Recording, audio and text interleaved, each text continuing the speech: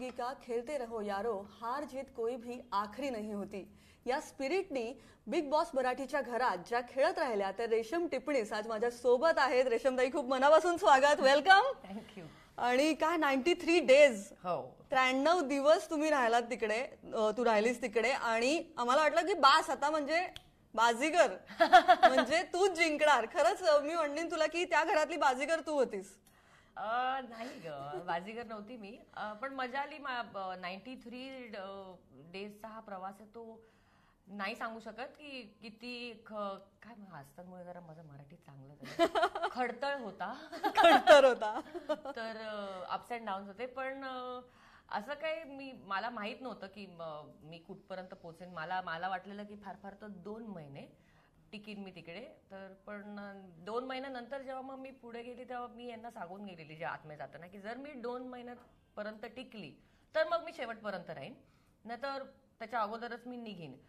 पण अख्खा प्रवास माझ्यासाठी खूप चांगला होता, कारण ज्या उद्देशाने मी आतमध्ये गेलेली तो माझा उद्देशच कम्प्लिटली वेगळा होता. सगळ्यांसारखा गेम खेळायला मी नव्हती गेलेली, कारण मी फार बिग बॉस बघितलंच नाहीये. तर मुळात होमवर्कच नव्हता माझा. तिकडे लोक खूप PhD करून गेले, काहींचा होमवर्क जास्त होता.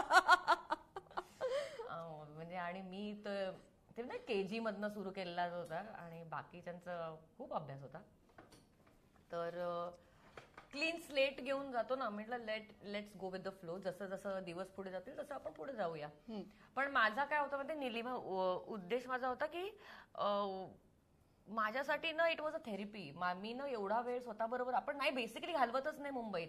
आपलं स्ट्रेस लेवल्स खूप वेगळे असतात, कामं असतात, मीटिंग्स असतात, घर सांभाळणं, मुलं सांभाळणं, तर आपण स्वतःला कधीच वेळ देऊ शकत नाही. तर मी हा विचार करून गेली की मोबाईल नाहीये, TV नाहीये, इंटरनेट नाहीये, फोन नाहीये, फेसबुक नाहीये, इंस्टाग्राम नाहीये, तर आपण जरा स्वतःला वेळ देऊया. आणि मी तिकडे तेच केलं. मी भरपूर स्वतःशी गप्पा मारल्या, भरपूर स्वतःबरोबर वेळ घालवला. स्वतःचे मायनस पॉइंट्स मला कळले. प्लस पॉइंट्स आपल्याला माहीतच असतात ना, आणि आपण स्वतःला खूप ग्रेट समजतो. तसं काही नाही. तो माज असतो ना, तो असा बिग बॉसच्या घरात असा कुचल डालते असे माज. आम्हाला आमच्या नजरेसमोर समोर आणि पडद्या मागे एक बिनधास्त डॅशिंग रेशम टिपणीस आम्हाला माहिती, प्रेक्षकांना माहिती. त्या रेशम टिपणीसचे वेगळे पैलूही आम्हाला दिसले. भावनांचा कल्लोळ खूप मोठा होता. खूप साऱ्या भावभावनांतून, कधी भाऊक झालात तुम्ही, कधी ह्या सगळ्या याच्यातून तू गेलीस रेशमताई. ओव्हरऑल या जर्नीला कशा पद्धतीने आता एक माणूस म्हणून किती बदल तुझ्या आतमध्ये झाले? माझ्यात खूप बदल झालाय आणि तो बदल मी आता तसाच कायम ठेवणार आहे. मी as a human being I am, तसं बघायला गेलं तर मी बेसिकली तू मला जसं मी I am a harmless soul. मला फार कोणाला हर्ट वगैरे करायला आवडत नाही. मी खूप फ्रेंडली आहे, मिक्सअप होते. पण तिकडे गेल्यानंतर ना माझ्यात खूप दोष होते, मला असं कळलं. म्हणजे हे लोक ऍक्सेप्ट नाही करत, पण होते. प्लस पॉइंट्स पेक्षा माझ्यात मायनस पॉइंट्स जास्त होते. हे उघड सांगणारे फार कमी आहेत. पण जे आहे ते आहे.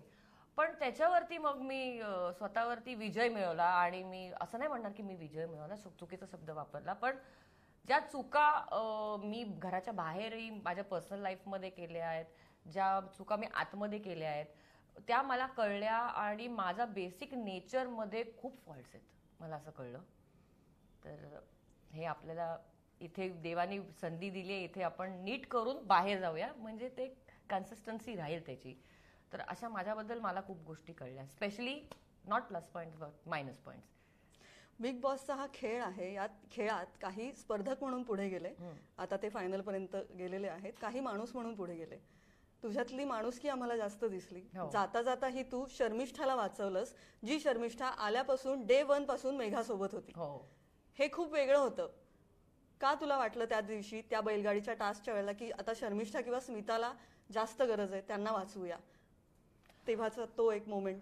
मी जसं बोलली, मी ना खरंच त्यावेळी ना, कारण तो टास्क एक तर ना काय होतं तिकडे, काय झालं माहितीये की मला या गेमबद्दल नॉलेज काही नव्हतं. तर टास्क हा विषय आला ना की मला असं वाटतं एक नवीन अभ्यासचं एक पुस्तक आलंय आणि आता आपल्याला लगेच पेपर द्यायचा आणि तो पुस्तक पटकन वाचायचं. मला ना ते लूप होल्स वगैरे काहीही कळायचे नाही. म्हणजे तिकडे काही लोक होती की टास्क सुरू व्हायचा आणि ती लोक तो टास्क खेळून संपून विजय मिळवून आणि आम्ही सुरुवात करायचो त्याला. एक कोऱ्या पाटीने समोर गेला. हो, आईला हिच्यासाठी हा टास्क संपला, आपल्यासाठी सुरू झालाय आता, असं व्हायचं. तर मी काय फार विचार केला नाही. आधी एकत्र हा डिसिजन झालेला की आपण ती काय ते 25 लाख वगैरे विनिंग प्राइज होती, आपण ती सेव्ह करूया आणि सगळे आपण गाडीत राहूया आणि उतरायचं नाही. So whoever is the winner, त्याचं नुकसान पण नाही होणार आणि पैसे मिळतील. आणि अचानक ते रूल चेंज झाला आणि कंपल्सरी तिघांना खालती उतरावं लागलं. तर पुष्करने पहिली उडी मारली.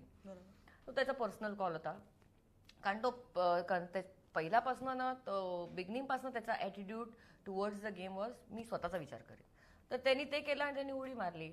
आणि मग आमच्या या मॅडम मेघा धाडे ते अगोदर जेव्हा निर्णय केला तेव्हा खूप कॉन्फिडेंटली बोलली की मी 11 लाख आणि मी उडी मारणार नाही, मी नॉमिनेट होईन आणि मला खात्री आहे की मी एलिमिनेट नाही होणार. म्हटलं व्हेरी गुड यार, कॉन्फिडन्स हो तो ऐसा हो.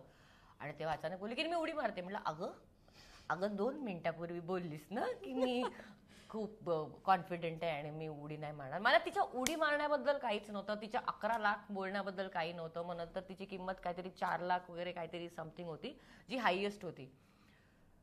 तर तेव्हा काय झालं, स्मिताची आणि शर्मिष्ठाची जी व्हॅल्यू होती ती सर्वात कमी होती. त्यातनं रिस्क फॅक्टर त्यांचा खूप जास्त होता. आणि शर्मिष्ठा म्हणजे बापरे, निलिमा नॉमिनेशन मध्ये नसली तरी ती टेन्शन घ्यायची. तू नॉमिनेटेड पण नाही, मग तुला टेन्शन कसलंय. आणि ती नॉमिनेशन मध्ये असल्यावर इतकी टेन्शन घ्यायची, सतत एका दडपणाखाली ती वावरत. तिला तिचा मायग्रेन हे व्हायचा. आणि स्मिता पण आणि ती खूप चांगली मुलगी आहे स्मिता, ती मनाने खूप चांगली, तिला पण खूप टेन्शन. तर मी म्हटलं की ठीक आहे, तसेही या वीक कॅन्डिडेट्स आहेत आणि तसंही ह्यांची व्हॅल्यू आता त्यांनी जी लावली आहे ती कमी आहे, रिस्क फॅक्टर ह्यांचा माझ्यापेक्षा जास्त आहे. मी म्हटलं ठीक आहे, घे तू चान्स, तू माझा चान्स घे आणि तू उतर खालती, नुकसान काही नाही होणार. तू एक तर सेव्ह होशील, पैशातली व्हॅल्यू तुमची जी आहे विनिंग मनी ती पण कमी जाईल. आणि मी म्हटलं we don't think about me, I manage, you go. कारण मी हा विचार केला, जरी मी नॉमिनेट झाली आणि बाहेर गेली तर जाता जाता मी माझा चान्स कोणाला तरी देऊन गेली आणि कोणाला तरी सेव्ह केलं. आणि जर मी सेव्ह झाली तर मीही सेव्ह झाली, तूही सेव्ह झाली. सो आय थॉट की लाईक एक वेगळ्या प्रकारे तो टास्क तू खेळलास आणि प्रेक्षकांना नाही आवडला बहुतेक. त्यांना ते मसाला पाहिजे आणि मी नाही देऊ शकत मसाला, काय करू. असला मी या टास्क मध्ये मला फार छक्के पंजे वापरून मला खेळते. मी जाऊ दे यार, आपण गेली तर जाते जाते किसी का भला करके क्या फरक पडता है. तर या 93 दिवस ज्या प्रेक्षकांनी तुला वोट केलं, ज्या प्रेक्षकांनी तुझ्यावर विश्वास ठेवला आणि 7 वेळा नॉमिनेट होऊन ही तू 93 दिवसापर्यंत पूर्ण ही जर्नी, ही 8व्यांदा होती ना, 8वं नॉमिनेशन, रेकॉर्ड तोडले होते सगळे. त्या प्रेक्षकांना काय सांगावं असं वाटतं? मला फक्त तुम्हाला एवढं सांगायचं की माझा प्रवास तर नक्कीच तुम्ही बघितलाय. काही गोष्टी मला असं वाटतं तुम्हाला आवडल्या नाहीयेत, पण मी एक गोष्ट नक्की खात्रीने सांगेन की तुम्ही जे 1.5 तासात बघता त्याच्यापेक्षा आतमधलं जग खूप वेगळं आहे. 24 तासात अजून काय काय होतं ते कधी कधी दाखवलं जात नाही. तर मी असं म्हणत नाही की तुम्हाला माझा राग आला असेल कुठे, तुम्हाला वाटलं असेल की मी खूप चुकीची वागली आहे, हे तुमचं परसेप्शन आहे आणि आय रिस्पेक्ट दॅट. पण बऱ्याचशा गोष्टी मी जेव्हा घराच्या बाहेर पडल्यावर मला कळल्या की बऱ्याचशा गोष्टी दाखवल्या नव्हत्या गेल्या. आणि तेव्हा मला वाटलं की अरे, म्हणून असे लोक विचार करतायत वगैरे. मी म्हटलं पण हरकत नाही, काही नाही, कारण काही त्या गोष्टी सांगाव्याशा वाटतील आता. हो, म्हणजे काय, मी तसं काय नाहीच आहे, सगळं टीव्हीवरती दाखवलं. राजेश बद्दलच मी म्हणेन, जे दाखवलं तसं काही नव्हतं. कारण तिकडे मी तुम्हाला एक गंमत सांगते, तिकडे ना 75 कॅमेरे 24 तास तुमच्यावरती असतात, 24 तास तुम्हाला बघत असतात. So back of the mind you know की हे सगळं रेकॉर्ड होतंय, आपण जे बोलतोय ते सगळं रेकॉर्ड होतंय. आणि राजेश, खरंच मी राजेशला पहिल्यापासून ओळखते, मी त्याच्यावर काम केलंय, सिरियल्समध्ये काम केलंय आणि आमची खूप चांगली मैत्री अगोदर होती. तर मी जेव्हा घरात गेली ना तर माझ्या ओळखीचे फक्त 3 लोक होते. एक तर सुशांत होता, जो माझा खूप जुना मित्र, राजेश होता आणि पुष्कर. या तिघां लोकांना. आणि पुष्कर झाला बिझी, तो त्याला एक पुष्की तर तो बाद झाला. राहिले हे 2 लोक माझ्या बरोबर. त्या घरात आम्हाला रेशम पार्ट 1 आणि रेशम पार्ट 2 असे पाहायला मिळाले. पार्ट 1 आता त्याबद्दल तू सांगितलंस. पार्ट 2 जो होता त्यात तू अंतर्गत पूर्णपणे बदलून गेली आणि कुठेतरी एक मदरली पण फिलिंग होतं. आस्तादलाही तू छान सपोर्ट करत होतीस, स्मितालाही तू एक एक आई असावी त्याप्रमाणे तू त्यांची काळजी घेत होतीस, त्या अख्ख्या घराची काळजी घेतलीस, त्या शर्मिष्ठालाही वाचवलं जाता जाता. तर कुठेतरी तो पार्ट 2 जो होता त्याबद्दल जे अंतर्गत बदल होत गेले त्याबद्दल काही सांगावंसं वाटेल. ऍक्च्युली काय झालं ना की हा थोडा चेंज वर कुठून गेला माहितीये, भूषण गेल्यानंतर. भूषण जेव्हा एलिमिनेट झाला तेव्हा आय डोंट नो, म्हणजे शांत झाली मी आतमधनं. आणि मी तसं म्हणाल ना, मी खूप अगं ते गार्डन एरियामध्ये तो एक सोफा होता ज्याला आम्ही दादर माटुंगा कल्चरल क्लब म्हणायचो. तिकडे ना मी खूप तासन तास फेवरेट कॉर्नर हो एकटी बसायची. आणि नंतर नंतर ना मला राग यायचाच बंद झाला. जो राग मला काही व्यक्तींवरती होता, कारण खूप माझ्या मागे इतकं घाणेरडं बोललं गेलंय हे सगळं मला माहिती आहे. त्या घरातच माहिती होतं मला, खूप वाईट लेवलला बोललं गेलंय सगळं माहिती. पण नंतर ना मला वाईट राग येण्यापेक्षा मला वाईट त्यांचीच वाटत की कशाला काय बोलताय, what are you getting out of this. कारण त्यांच्यासाठी ना ते जग होतं. मी म्हटलं ज्या दिवशी तुम्ही या घराच्या बाहेर जाल तुम्हाला या गोष्टींना तोंड द्यावं लागेल. हा विचार त्या लोकांनी केलाच नाही. पण या सगळ्या एकंदरीत ना मी सांगते नीलिमा, माझं नुकसानच नाही झालं. छान घेऊनच गेली. हो, मी जशी आली तशीच बाहेर निघाली. नुकसान त्यांचं झालंय, कारण आता बाहेर निघाल्यानंतर ना त्यांना सगळ्या या गोष्टींना फेस करावं लागेल. आणि त्यांना तर माझा तो एंटायर प्रोसेस खूप छान होता. बाय द टाइम मी बाहेर गेली सगळ्यांना माझा खरी मी हसतमुखाने निरोप दिलास तू, सगळ्यांना आनंदाने निरोप दिलास. छान. सगळ्यांना मी कशी आत्मधनं खरी त्यांना कळलं. सई जी माझ्या अगेन्स्ट होती ती अतिशय चेंज होऊन आणि खूप प्रेमळ झालेली. शर्मिष्ठा पण मला बोलली की मला वाटलेलं की मी तू कशी आहेस वगैरे, पण मला बाहेर गेल्यानंतर मला तुझ्याशी मैत्री करायला ती रडत होती जाताना. हो. आणि आस्तादला तर म्हणजे माझ्यासाठी तो सपोर्ट होता आणि त्याच्यासाठी मी सपोर्ट होती. तर आम्ही आस्ताद खराच ऍक्च्युली मुलगा खूप चांगला आहे. आता कोणासाठी प्रार्थना असा शब्द नाही वापरणार मी, पण कोणासाठी सपोर्ट कराल की कोण विनर व्हावा असं? मी आस्ताद जाताना पण मी आस्तादला फायनल्स मध्ये तुम्ही सोडलंय. हो. तर मला मला मला असं वाटतं की निलिमा तो आय थिंक जिंकेल. का आस्ताद का विनर होऊ शकेल? काय अशा क्वालिटीज आहेत त्याच्यात? कारण ना त्याचा अख्खा ग्राफ जो होता बिग बॉसच्या घरात, अति खूप रागिष्ट, वोकल होता आणि पटकन रागायचा, फ्लेअर अप व्हायचा.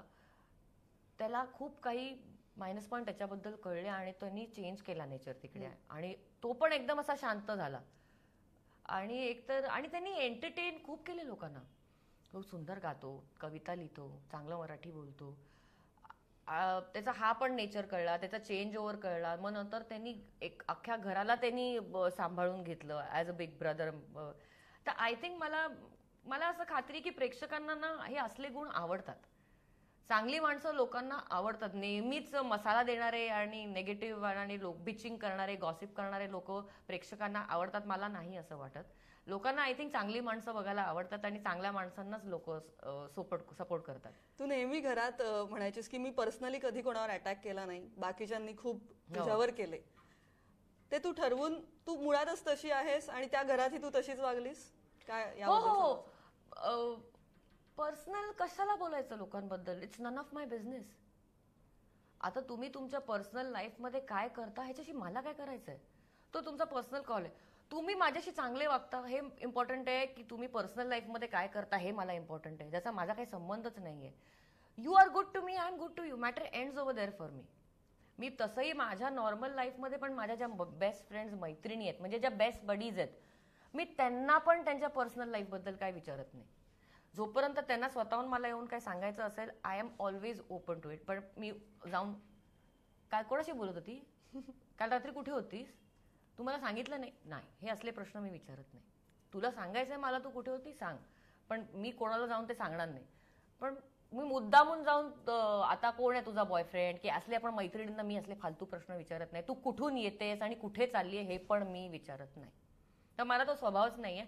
आणि मुळात जितकी ही लोक होती त्यांना मी ओळखतच नाही, तर त्यांच्या पर्सनल लाईफ बद्दल बेसिकलीच मला काही माहित नव्हतं, तर मी बोलणार काय? तर आय थिंक मी कोणाच्या पर्सनल लाईफ मध्ये जास्त घुसत नाही आणि मला आवडत नाही. मी वाईट बोललीये त्या घरात, पण जे काही बोललीये, जे काही मी मागे बोललीये ते त्या घराच्या बद्दल होतं, टास्क बद्दल होतं आणि जो स्वभाव मला डोळ्यासमोर दिसत होता त्याच्याबद्दल होतो. बाकी मला आठवत नाही. आय थिंक मला खात्री आहे की मी कोणाच्या पर्सनल लाईफ बद्दल अजिबात काहीच बोलली नाही मी. नक्कीच. आणि आता तू बाहेर आलेली आहेस तर आता जरा ब्रेक घेणार आहेस का वस्त्रहरण नाटक सुरू होत आहे तर तिकडे जाणार आहेस? मला नव्हतं माहिती वस्त्रहरण नाटक हे. थांब मी त्याला फोन करते. हो, ते वाट बघताय तू येणारच का नाही. आईचा नाही मग नक्की नाही. आता मी ब्रेक घेणार आहे आणि मी गोव्याला जाणार आहे. अच्छा, येते नेक्स्ट फिनाले व्हायचे. फिनाले नंतर मी गोव्याला चालली आहे. कोणाला यायचं असेल तर मी अजिबात पत्ता देणार नाही. त्यामुळे रेशमला आता ब्रेकची गरज आहे आणि फिनाले तर समोर आहे. आस्थासाठी तू सपोर्ट करत आहेस. आणि बाकी प्रेक्षकांना काही सांगायचंय, काही मनातलं जे बिग बॉस मध्ये काय करायचं राहून गेलं रेशमताई? बिग बॉस मध्ये ना की नाही ये नाही हुआ मेरे से, किंवा हे राहून गेलं? खरंच मनापासून मी सांगेन की बिग बॉस मध्ये प्रेक्षकांना मी सॉरी बोलेन की तुमचे खूप अपेक्षा होता माझ्याकडनं की मी सॉलिड बोलीन वगैरे, भांडीन वगैरे, शिव्या वगैरे देईन, पण मी तुमच्या अपेक्षेला खरी नाही ठरली. I am very sorry. कारण ते मला ती गोष्ट आवडत नाही करायला आणि पटत नाही. आणि काय पब्लिसिटी मिळवायला मला या गोष्टी करणं मनाविरुद्ध. मी तसा माझा स्वभाव नाहीये. पण आय होप तुम्हाला माझी जर्नी आवडली असेल. ॲज अ पर्सन तुम्ही मला ओळखलं असाल आणि मला वोट करण्यासाठी आणि नेहमी वाचवण्यासाठी थँक्यू व्हेरी मच. आणि तुझ्या आवडत्या मेघा आणि सईला काही सांगायचंय किंवा काही त्यांच्याबद्दल सांगायचं? Megha, I think Megha correct आहे या बिग बॉस साठी. करेक्ट पर्सन यासाठी. आणि तिचा मोटिव्ह, उद्देश पहिल्यापासनं खूप क्लिअर होता. मला ते आवडतं तिच्याबद्दल.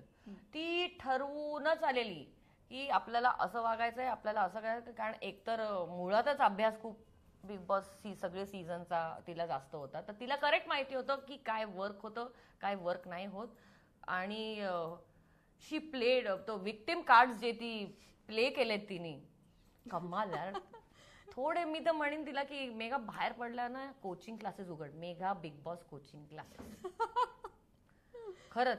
आणि जो कोणी स्पर्धक जाणार असेल आतमध्ये तर 1 महिना तिच्या आधी जा खालती त्या कोचिंग क्लासेस आणि मग आतमध्ये जा, ट्रेनिंग घ्या. थँक्यू रेशमताई, खरंच खूप छान वाटलं आज. इतकं मोकळेपण आणि नेहमीपणानेच तितकंच मोकळं आणि दिलखुलासपणे आमच्याशी बोललीस. पुढच्या जर्नीसाठी all the best. Thank you. I love you.